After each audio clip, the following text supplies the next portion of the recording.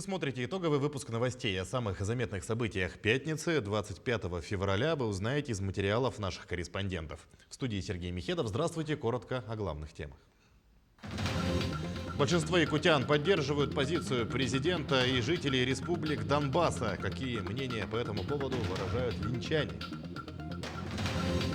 Новые технологии и методики обучения. Сегодня во всем мире отмечают День слухового импланта. Как слышат дети с такой особенностью? Нехватка мест останется в прошлом. В селе Хатасы начали возводить пристрой средней школы. Национальные сокровища России. Москва-Якутск. В Якутии представят уникальную выставку. Чем удивит экспозиция? Сильнейшие на Дальнем Востоке. В Якутске стартовало первенство по вольной борьбе. Подошел к концу первый день соревнований. Якутия получила в пользование санаторный комплекс в Крыму. Накануне глава региона и глава Республики Крым подписали двухсторонний меморандум. Айсен Николаев подчеркнул, что это очень важный документ, который будет развивать совместную работу. Мы сегодня, в эти дни, думаем о том, как обеспечивать взаимопонимание, взаимодействие. Очень важно решать гуманитарные вопросы, связанные с отдыхом и лечением людей. Прежде всего, вот сегодня речь идет о жителях Якутии. Отдых на славном, теплом, солнечном побережье Черного моря, которое для якутян не чужое. Жители Якутии всегда пользовались нашими здравницами, имеют в Республике Крым свою точку опоры. Собственно, об этом и подписан меморандум. Эксперты в сфере экономики и банковского сектора призывают якутян не верить дезинформации, гуляющей в соцсетях. Несмотря на то, что часть российских банков страны попали в санкционный список США из-за ситуации на Украине, банки России работают в штатном режиме. Накопление и сбережения, а также финансовый пакет покрывают потребности населения страны. Бежать и покупать иностранную валюту не стоит, если вы не собираетесь лететь за границу. А если у вас есть сбережения, то лучше их вложить в банк под проценты, чтобы они работали и переносили пассивный доход, говорят специалисты банковского сектора. Ну, смотрите, вот эта информация на самом деле время от времени вбрасывается в социальные сети, да. То же самое было в 2008 году, в 2014 году, в 2018 году, даже в прошлом году, да, были вбросы, что будет якобы деноминация, девальвация вот скоро, да. Но этого всего не произошло и не произойдет. Поэтому смысла выводить денежных средств из финансовых учреждений, кредитных учреждений я особо не вижу. Покупать или не покупать валюту, опять же, каждый решает сам, но мы рекомендуем покупать иностранную валюту только в том случае, если мы планируем в этой валюте нести расходы, да, ну, например, поехать за границу, там что-то купить, либо просто отдыхать. Деньги наличными – это как мертвый груз, да, инфляция их потихонечку пожирает. А деньги, которые на счетах, они работают, да, особенно если их размещать на депозитах. Отметим, что большинство якутян поддерживают позицию президента и жителей республик Донбасса. Какие мнения по этому поводу выражают линчане, выясняла Анна Кожевникова. Военный конфликт на Донбассе, который длится с апреля 2014 года, дотянулся своим огнем и до сердец линчан. Многие не понаслышке знают об ужасах, творящихся на востоке Украины, за пределами границ Ростовской области Российской Федерации. Пожар ненависти, возникший на почве политических разногласий между украинцами, переросший военные действия и обстрел мирного населения охватил многих россиян, в том числе живущих в глубинке якутской тайги, в более чем 10 тысячах километров от места событий. За 8 лет многие жители России побывали в Донецкой и Луганской народных республиках как в рядах солдат-добровольцев, так и с миротворческими целями. Среди них и наш земляк Сергей Шестаков. Он посещал новообразовавшиеся тогда еще никем не признанные государства 5 лет подряд. Видел все, видел разруху, видел и легендарных этих командиров, которых сейчас уже живых нету. Конечно, я когда узнал, что Путин признал республики, я очень обрадовался, потому что начали мне из Донбасса присылать сообщения, что они меня тоже поздравляли с этой датой, то, что это Путин признал эти республики, они меня считают уже как бы своим человеком, потому что Украина официально объявила меня тоже своим врагом. Сегодня взгляд Сергея прикован к телевизору. Он ждет каждый новостной выпуск. Решение президента Российской Федерации Владимира Путина о вводе войск он одобрил. Обстрелы не прекращаются, наоборот, они усиливаются. И Украина начала обстреливать российские границы. Снаряды прилетали в Ростовскую область. Ну, я думаю, что это уже скоро прекратится, потому что действительно Путин направил туда войска, и они, конечно же, наведут там порядок. Напряженно следят за развитием ситуации в Донецкой и Луганской народных республиках и ветераны боевых действий афганской и чеченской войн. Они отнеслись положительно к указу главы российского государства признать независимость республик и начать военные операции по защите Донбасса. Уже 8 лет там идет необъявленная война, люди гибнут. Самое плохое, что гибнет в первую очередь гражданское население, дети гибнут. Поэтому сейчас, когда Россия приняла решение признать независимость и оказать поддержку всяческую этим республикам, в том числе военную, считаю, что с этими людьми, которые не понимают, не принимают этих минских договоренностей, не участвуют в них, категорически не участвуют, будем поступать по-другому, будем принуждать их к миру. И у Сергея Никонова много единомышленников в разных точках России. Также председатель Союза ветеранов Афганистана высказал готовность к организации оказания гуманитарной помощи населению Донбасса. Жители города Ленска, который некогда был смыт с лица земли наводнением, прекрасно знают, что такое беда. И понимают, что вооруженные сограждане страшнее стихийного бедствия. Поэтому готовы прийти на помощь. Анна Кожевникова, Виталий Андреев, Ленск. К другим темам. Министерство экологии Якутии будет контролировать вырубку лесов в Алданском районе. В этом году в соответствии с договором аренды лесных участков в Алданском районе Якутии компании «Ангара» и «Вудлэнд-24» планируют приступить к заготовке древесины. Контролировать процесс будет Министерство экологии региона, сообщил замминистра экологии республики Сергей Сивцев. Ранее в министерстве отметили, что по правилам заготовки древесины сплошная рубка на всей площади лесного участка запрещается. Рубка леса будет вестись в 30 километрах от реки Амги, в 24 километрах от поселка Верхняя Амга. Расстояние до федеральной дороги Лена 5 километров. Перейдем к эпидобстановке. Свыше 900 человек выздоровели от коронавируса в Якутии за минувшие сутки. Выявили 1003 новых заражений, при этом 29% от этой цифры фиксируют в Якутске. Большая часть заболевших в районах. Госпитализированы 87 человек, выздоровели 916.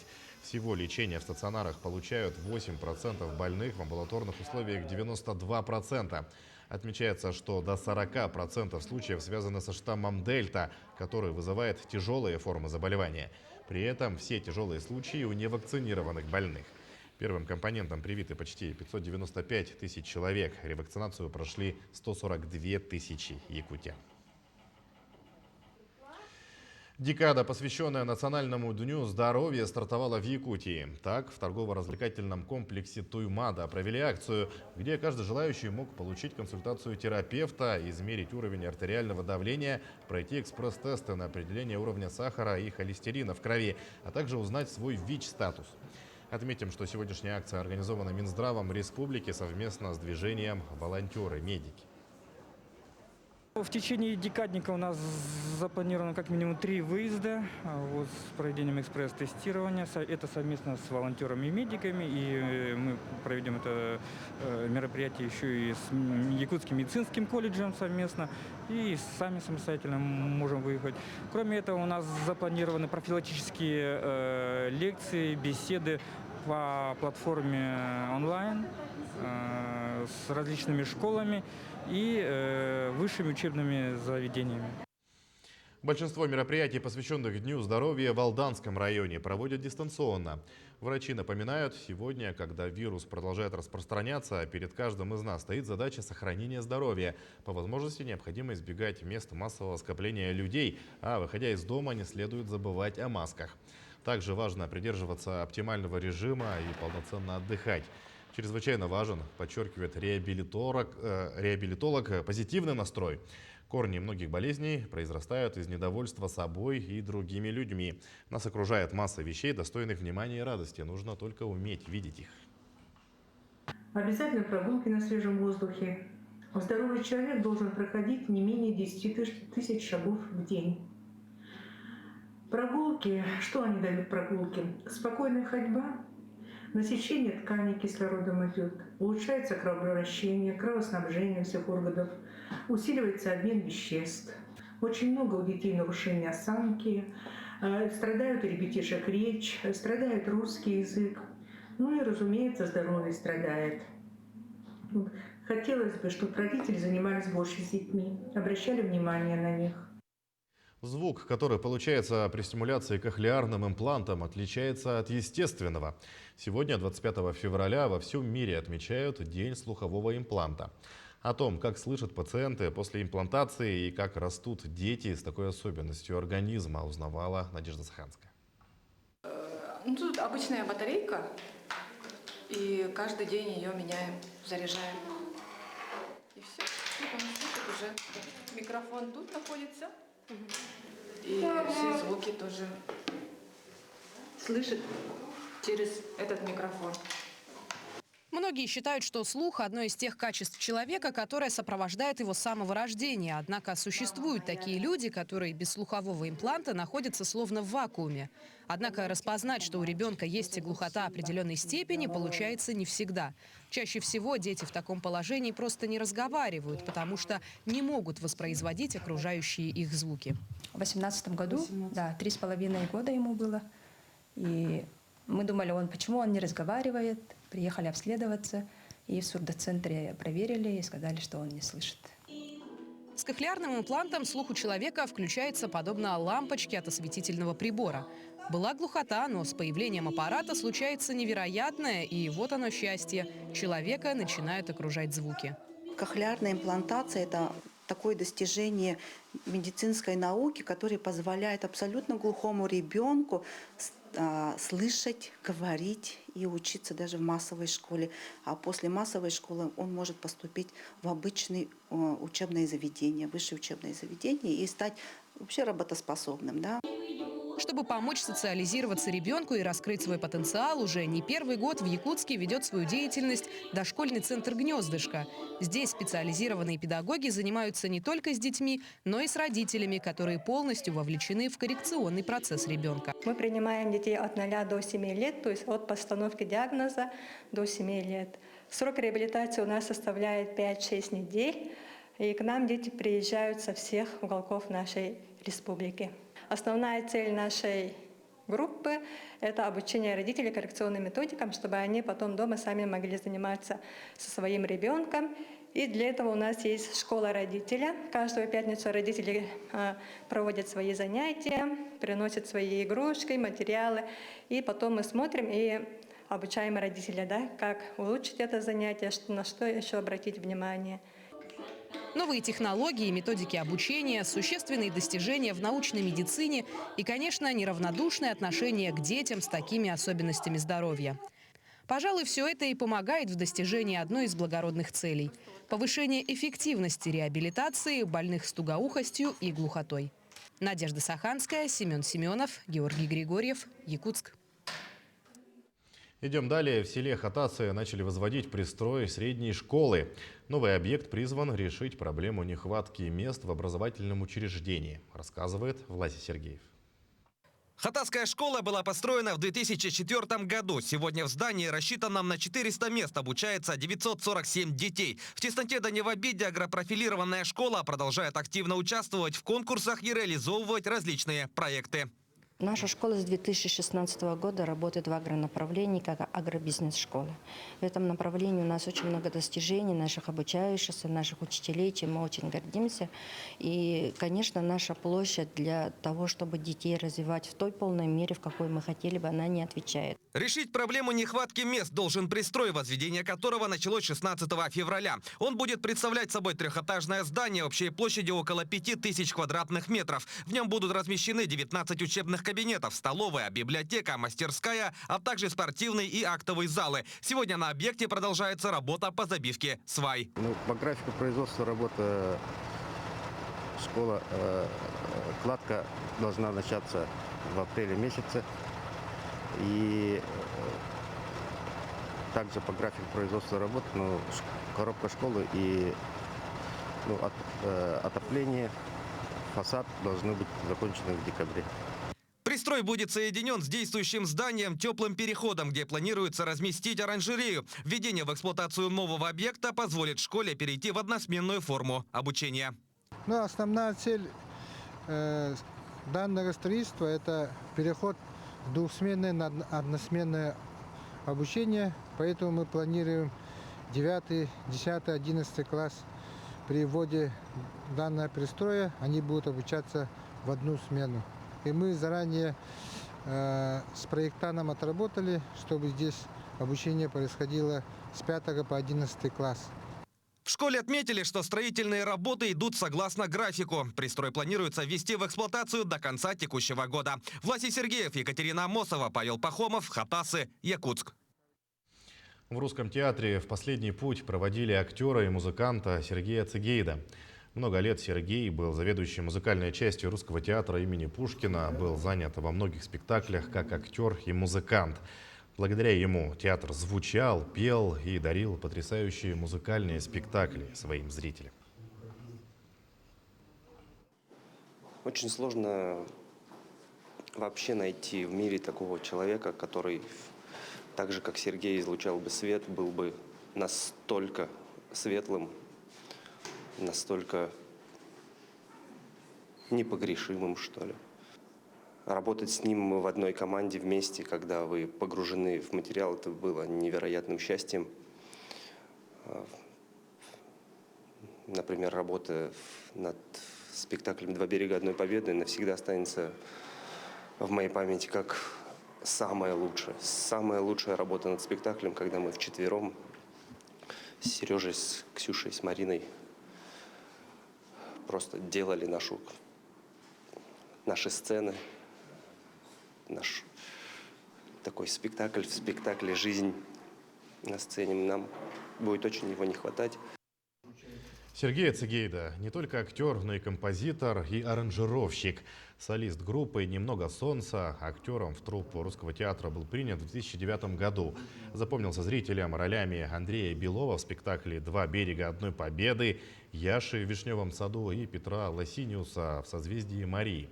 С 2015 года также занимал должность заведующего музыкальной частью Русского театра в Якутске.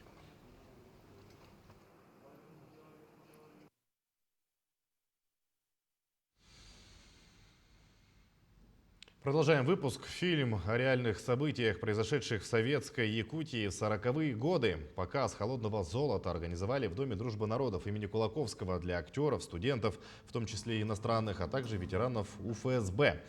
Картина вышла в прокат еще в ноябре, но и по сей день вызывает интерес зрителя. Кинолента рассказывает о лейтенанте НКВД, который обезвредил банду Павлова в 1942 году. Ценой жизни десятков чекистов Якутии были ликвидированы и другие группировки, разоблачены агенты немецкой разведки. Все события развернулись в Алдане, однако большая часть съемок прошла в Хангаласском и Намском районах. Сценарий фильма полностью авторский, и гости показа смогли оценить проделанную работу. Отличный фильм. И да, понравилось. Я считаю, что фильм может повысить патриотизм нашего народа, культуры народа. Когда мы искали историю, когда мы раскапывали всю эту историю, мы узнали очень много историй, но он что-то лежит, никто особо над этим не работает. И мы решили вот одну из самых ярких историй нашего региона экранизировать. Ну, как первые шаги, если чем больше интереса будет. Мне кажется, надо развивать это направление, больше исторических фильмов снимать. В Якутии представят уникальную выставку «Национальные сокровища России. Москва-Якутск-2022». Ценности Госфонда страны можно будет увидеть в залах сокровищницы республики уже в апреле. Выставка приурочена к столетию якутской автономии. Чем удивит экспозиция, знает Айсена Бурнашова.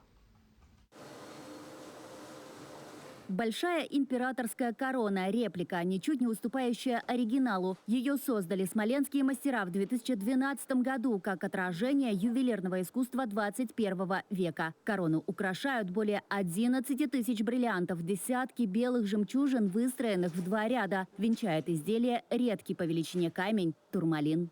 Большая императорская корона, настоящая, подлинная, хранится в алмазном фонде Московского Кремля. Это международная традиция. Они не покидают стен своего хранения. А вот те предметы, которые сделаны по мотивам крупных исторических памятников, они имеют право покидать хранение. Максимально приближенное к оригиналу изделие никогда не покидало стен госхранилища. Но уже в апреле корону и еще около 100 ценностей смогут увидеть жители республики. Коронационные регалии, ювелирные работы 19 века, изделия 20-го столетия. Гордость коллекции – именные алмазы, названные в честь якутских деятелей. Они также поедут в республику впервые. Амосов, Исидор Барахов, Платон Аюнский, Аржаков. Эти камни были найдены на территории Якутской республики. Это знаменитые трубки «Мир», на весь мир знаменитые, и трубки «Удачные». Мир драгоценного камня, он безгранично велик. И важны не только стоимости, но прежде всего важно уважительное отношение к тем людям, в честь которых они названы. На выставке в Якутске также будут представлены и голограммы банта Склаважа и ордена Святой Екатерины. Трехмерные изображения неотличимы от настоящих, исходных. Они передают и игру бриллиантов, и блеск камней, и объем настоящих изделий. Сокровища на пластинах один в один, как в Московском Кремле, а еще экспонаты, дошедшие до нас сквозь века, шедевры, которые создавались кропотливым трудом ювелиров. Выставка Гохрана России уникальна и однозначно станет одним из знаковых культурных событий, посвященных столетию образования Якутской ССР. Айсена Бурнашова, Виктор Олесов, Москва. В завершение о спорте подошел к концу первый день дальневосточного чемпионата по вольной борьбе. Около сотни сильнейших борцов со всего Дальнего Востока сойдутся на коврах Центра спортподготовки «Триумф». Подробности турнира у Морфирины Алексеевой. Якутию представляют 60 борцов. Вторая по численности команда у Бурятии – около 20 человек. Также в чемпионате принимают участие представители Амурской области и Еврейской автономной области, Хабаровского, Забайкальского и Приморского краев. Всего 10 весовых категорий у мужчин и женщин. Среди борцов Якутии, пожалуй, нет только самых именитых. Причина – участия в международных турнирах и сборах. У нас основные ребята Рассадин, Капулова, Иванов Игулан и капитан команды Нюргун Сергин отсутствуют на этом чемпионате. По уважительным причинам, потому что они находятся на сборах, а Виктор Рассадин послезавтра выйдет на международный турнир Яшар-Догу в Турции. А остальные ребята все здесь борются, лидеры. Аял Белолевский, Тимур Николаев, Аксенов Дмитрий, Постников Федор, Федотов Нюргустан, Севидновоев Станислав, который в прошлом году по юниорам на первенстве мира 3-м стал. И вот Никита Хабаров, Аронов, все борются. Призеры в каждой весовой категории получат право выступать на чемпионате России, что пройдет в июне текущего года. Есть среди борцов и те, что за первый день схваток уже вышли в финал. Аял Винокуров, участник соревнований в весовой категории 57 килограмм. Я с Жиганска, село Жиганск. Там мои родители там живут. И я выступаю с Мегине-Конгласской области. Первый период не так не работал, немножко работал. На второй период уже максимально работал. И выиграл 3 схватки. Сейчас я уже получил путевку на Россию и буду готовиться на Россию. Команды других регионов Дальнего Востока заряжены и настроены оптимистично. При этом отмечают мастерство якутских борцов. Дальневосточный чемпионат считают важным этапом на пути к всероссийскому и международному уровню. Спортсмены работали, тренировались, показывают приемы, как получится друг другу. Кто кого удивит, тот и выигрывает. Какой прием домашней заготовки спортсмен, коронный, любимые или секретные приемы здесь сами проверяют. Посмотрим. Наши соперники, братья якуты, тоже готовятся, смотрим. Лебехан, Рассадин будет на чемпионат Европы бороться. Работает.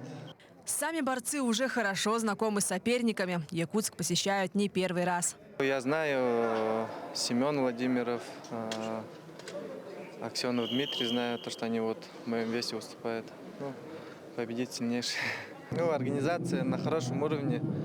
Якутия всегда хорошо проводит турниры. Всем нравится, и мне тоже нравится сюда приезжать. Наши боролись с якутами. И проигрывали, и выигрывают. Но я болею за наших, чтобы наши выиграли. Переживания и здоровая конкуренция особенно чувствуется между командами сборной Якутии и Бурятии. Они уже не первый год идут нога об ногу. У нас основные соперники – это сборная Республики Бурятия. Как мы с ним уже конкурируем. В прошлом году у нас счет по золотым медалям был 5-5 у них дома. В этом году посмотрим, как должны у себя дома хорошо выступить. Чемпионат проводится без зрителей, но за схватками можно наблюдать онлайн на YouTube-канале спортивного центра «Триумф». А уже завтра вечером будут известны имена сильнейших борцов Дальнего Востока. Марферина Алексеева, Григорий Охлопков, Якутск. Таким наши корреспонденты увидели уходящий день. Мы продолжим следить за развитием событий. Всего доброго и удачных вам выходных.